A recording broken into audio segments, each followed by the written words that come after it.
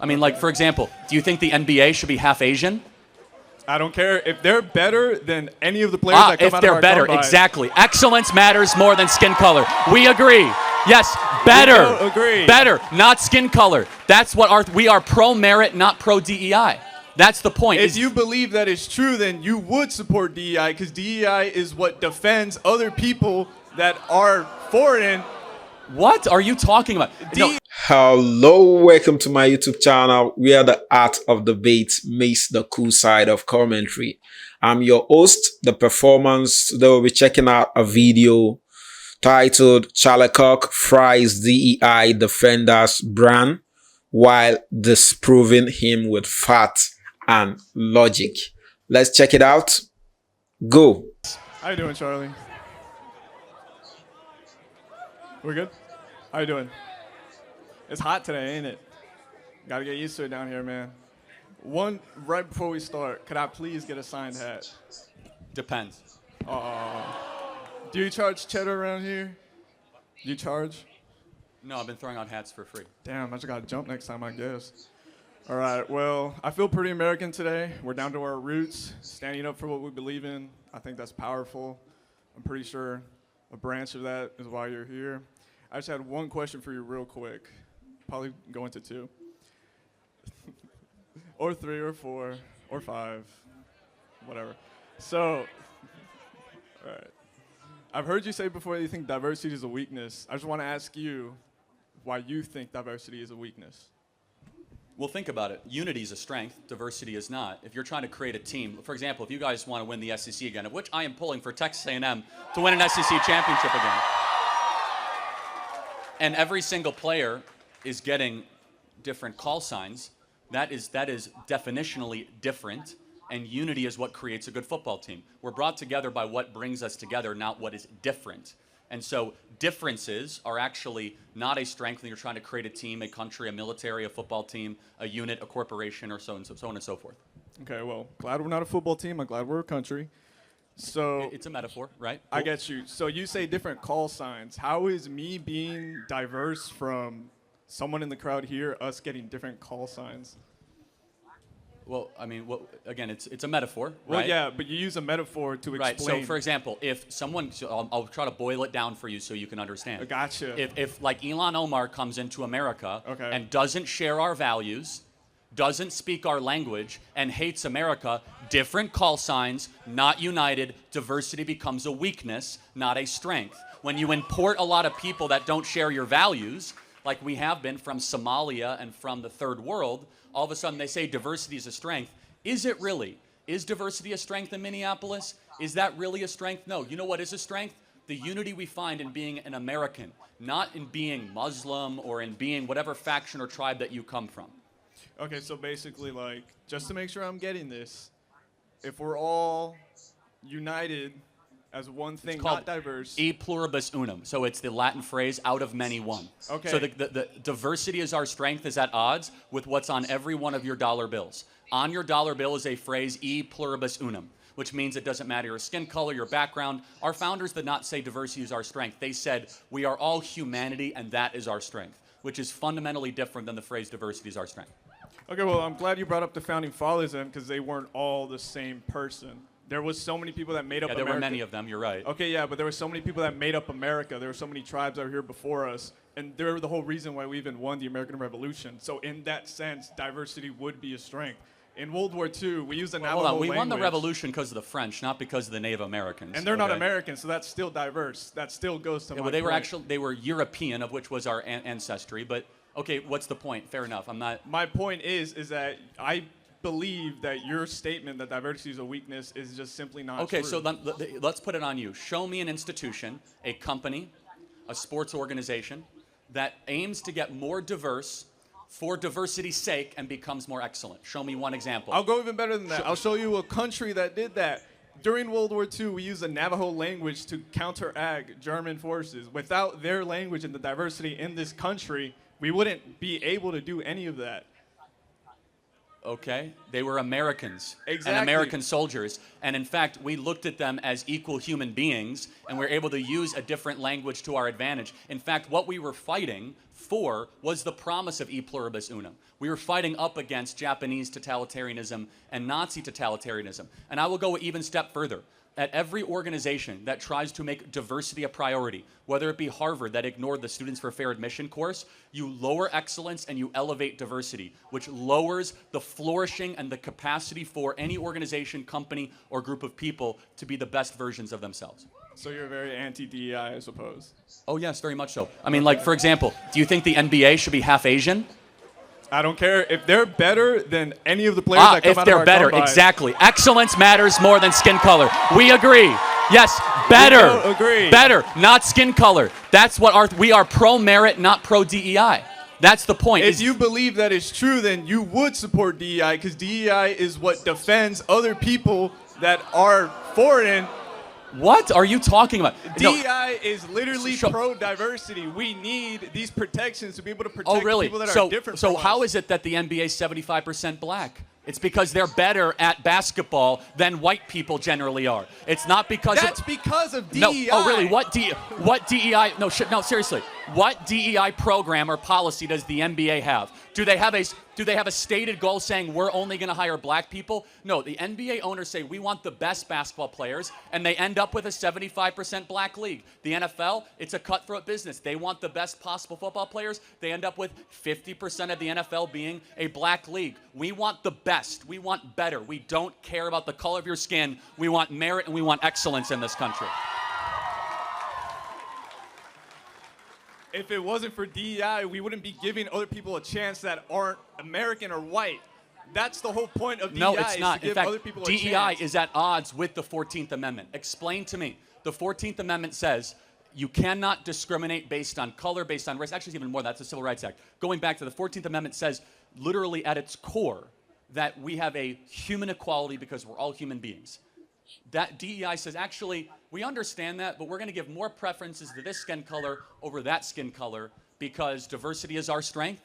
Explain to me how that works. It works because there was so many years of just constant turmoil between people that weren't our skin color. So you need to instill extra protections. Oh, so you need to discriminate against white people now? That's what it is. How am I discriminating against white people? Let me give an example. At the Harvard admission, so the Students for Fair Admissions, you're familiar with that Supreme Court case? It's the highest profile Supreme Court case that comes around DEI and college admissions. Are you aware of that? Go ahead. You should educate yourself on it. We didn't found know. out that Asians they got a 300-point deduction on standardized tests versus black students. White people got a 100-point deduction on entrance tests in Harvard University versus black students. This is the Students for Fair Admission Supreme Court case that all of you guys should look up. In fact, in practice, we saw it was much easier to get into Harvard as a black student, regardless if your test scores were lower than a white student, even if your test scores were higher. That is active discrimination against Asian and white people and against everything that we as Americans stand for and that we believe in. That is racism at its core.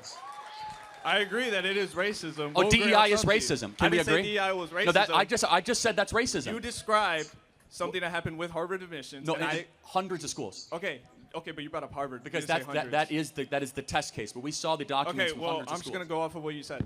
You said Harvard. You said it was racism. I said I agreed. When Harvard went to court, did they say that DEI allowed them to do that and they only did that because of DEI? They did it because of affirmative action, which is a outgrowth of DEI.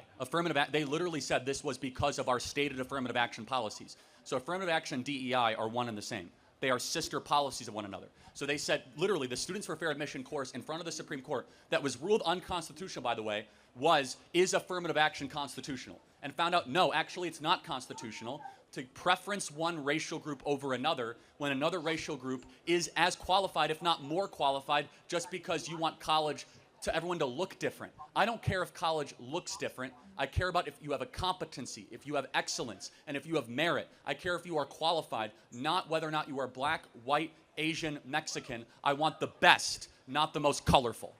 Okay, but if you realize, if you get rid of the protections that were protecting those people previously, you're going to allow people that are not merit-based to get in. I'm not trying to get rid of the 14th Amendment. You're trying to get rid of DEI. Well, no, first of all, DEI is not a law. DEI, actually, well, affirmative action was. DEI is the forceful implementation of racial standarding practices and racial quotas.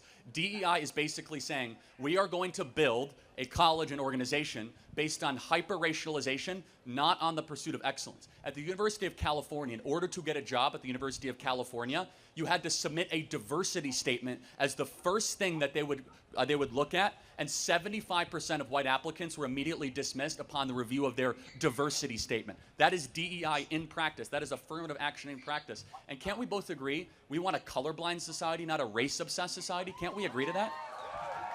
If you allow all of society to be colorblind and if you're throwing away all these years of just constant turmoil towards other races, you're going to go towards... Wait, so you don't want colorblind? What do you mean?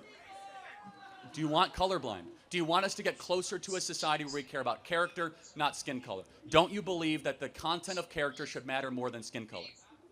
I believe that you should not be getting rid of protections that are ensuring like what? That Tell me what you are talking. You're quite literally getting rid of DEI is not a protection. DEI is an elevation. It's a different thing. DEI is not a protection against discrimination. DEI is an elevation, which is discrimination. DEI is that I'm going to take this group of people and promote them, not based on anything they've earned. DEI stands for didn't earn it, just so you know. And we're going to elevate them to a place in a position of authority or power and circumstance just because they have a different pigmentation. We think that is immoral and wrong, and everything against what we believe in as Americans. Everything. So would you agree that the current federal government, the administration, that they're not DEI hires, of course? You would agree that they're all there because of merit? Well, some of them are there because they're friends of the president, but no one was hired because of their race. You know who is a DEI hire? Tim Walz was a DEI hire. They needed a white guy on their ticket because they were doing bad with white men. Newsflash, we still won white men by nearly 30 points. Didn't work. And so they literally only chose Tim Walz because of the color of his skin. Kamala Harris was a DEI hire. They said, we need a black woman on our ticket. Ketanji Brown Jackson was a DEI hire. DEI is when you publicly state a criteria where I want a certain race, I want a certain group, I want a certain skin color, certain pigmentation. So can you point to one person in the Trump administration that was hired because of their race? One person? I didn't say because of race. No, that's what DEI is, though.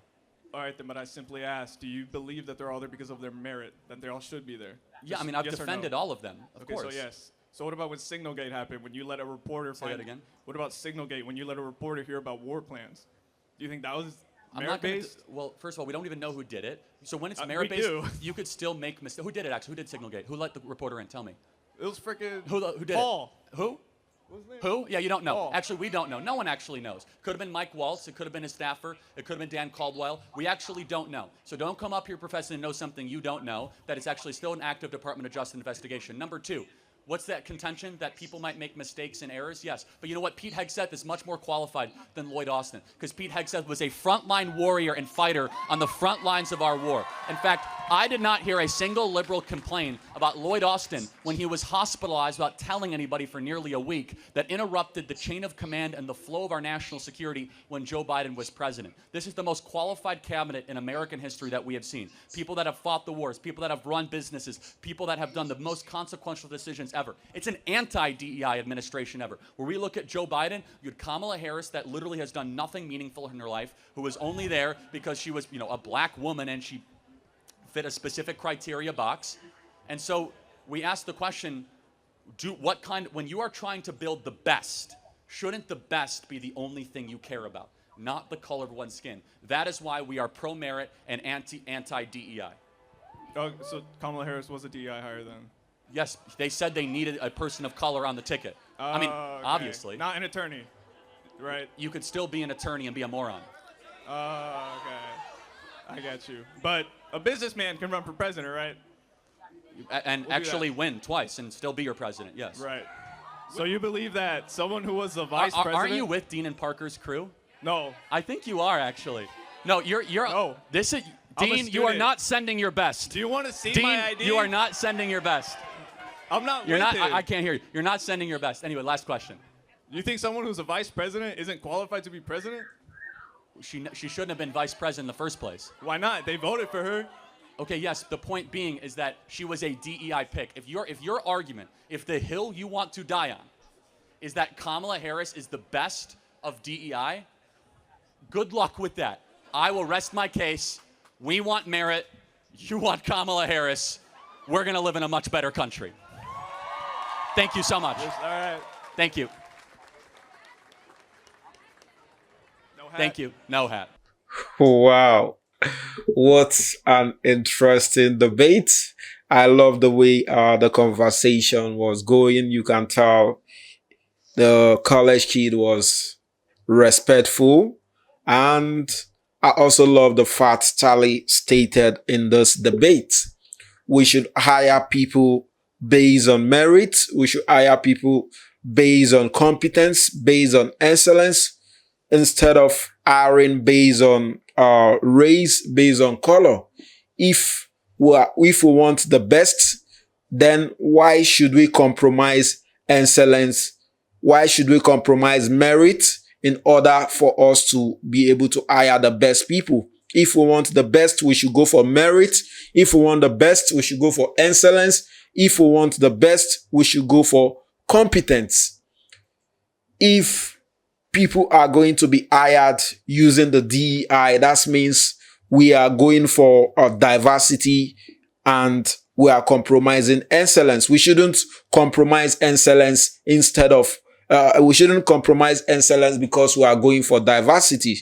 I believe we should embrace unity.